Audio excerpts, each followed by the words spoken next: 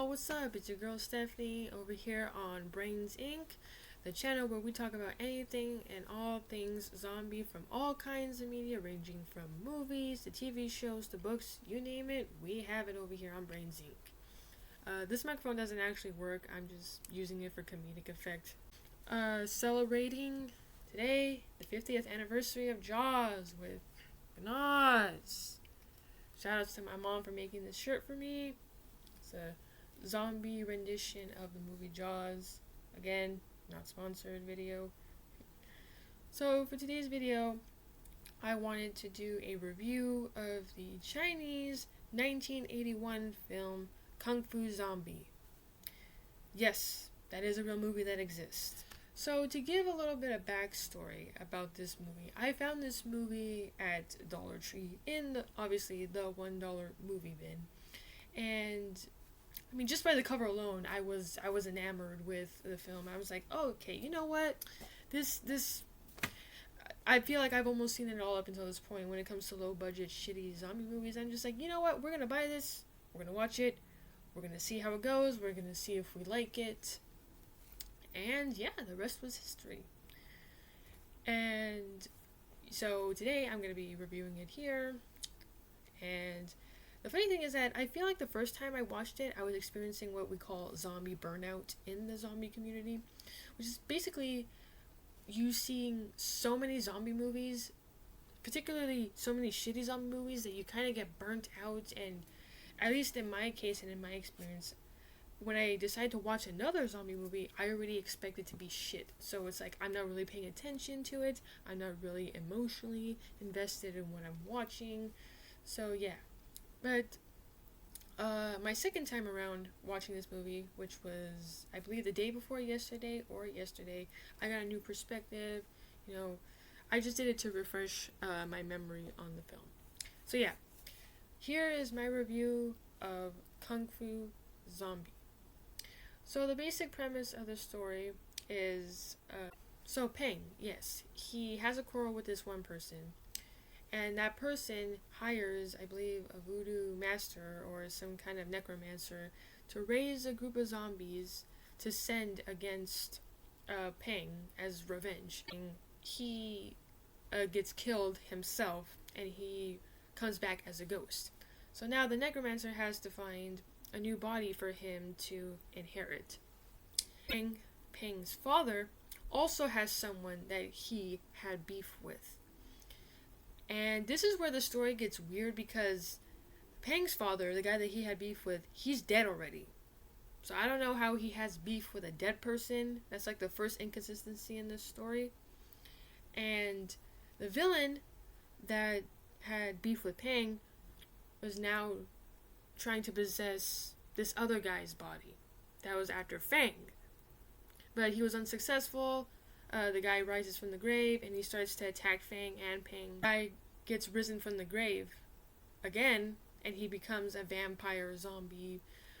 More likely realistically a vampire. So Fang and Peng fight this one guy that has beef with Fang. Fortunately, his dad dies of a heart attack.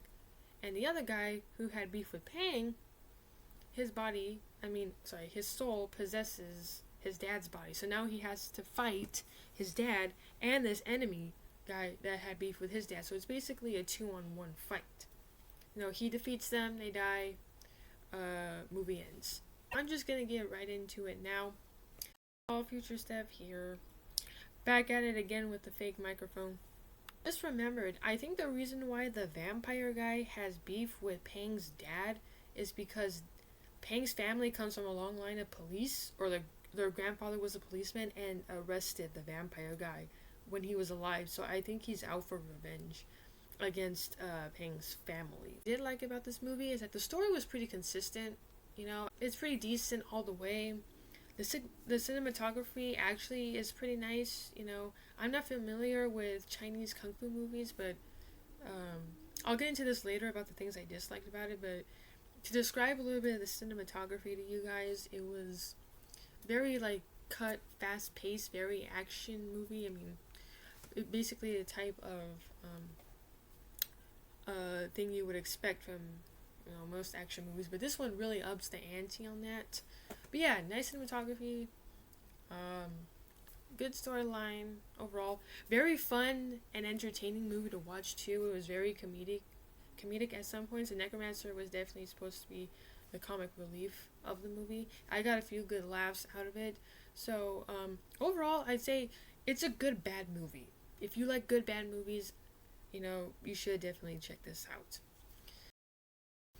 Some of the things that I didn't like about it, though, the fast pacing camera movements like made my head hurt. Like it was like, I'm not even kidding. Like 5 seconds, there's a scene, and then 5 seconds later, it's boom. Like it's just almost constantly changes, and it's like, it gave me like a really big headache, watching the movie, especially for the first time. And upon my second time watching it, there's like an uncle and a niece, and the uncle basically tries to like rope his own niece. I thought that was really stupid. Like, that's not funny, especially when it's your own family member. Like, dude, really? What the fuck? Like, yeah, no. I was also disappointed too with the fact that there wasn't really that many zombies in the movie. The main character was mostly a vampire, and you only see a small group of zombies in the beginning of the movie. So it's not. It is a zombie movie, but you're not gonna see a whole lot of zombies in this movie in particular, and I was kind of disappointed about that. Definitely low budget, not the best quality, but I can see someone put time and effort to try to make it good. Like I still appreciate low budget movies because like I see the effort in some of them, and that's what makes it enjoyable. Is that I'm really big on DIY attitude, and if you can pull it off, then you can pull it off. And a fun fact about this movie, I actually have it on DVD.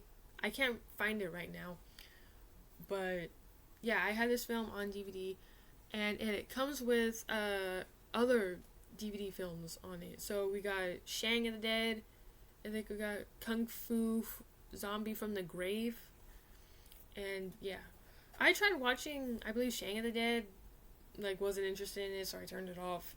Final thoughts. Would I recommend this movie? Yes, I would. If you like good bad movies, definitely go check it out. You're gonna get a good laugh out of it. It's a low budget B movie, but in my personal opinion, it's worth it.